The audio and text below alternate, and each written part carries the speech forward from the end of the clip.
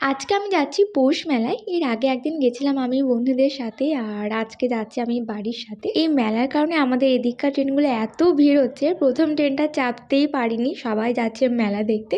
তারপরের ট্রেনটাই অনেক কষ্টে আমরা এসেছি। আমরা বাড়ি থেকে বেরিয়েছিলাম 10টা 15 করে, আর এখানে মেলায় এসে পৌঁছেছিলাম পুরো 12টায়, শুধুমাত্র ভিড়ের কারণে। আর এই ভিড়ের কারণে টোটো তো দূর, আমরা ঠিক করে হেঁটেও আসতে পারছিলাম না। আর মেলাতে যদি তোমরা কেনাকাটি করতে যাও না, বা ভালো করে ঘুরে সব দোকানগুলো দেখতে যাও, এই দিনের টাইমটাই বেস্ট। কারণ সন্ধ্যের পর থেকে তুমি কিছু দেখতেই পাবে না, নিজেকে কানা কানা ফিল হবে, আর কোনো দোকান না তুমি চিনতে পারবে না তুমি খুঁজে পাবে।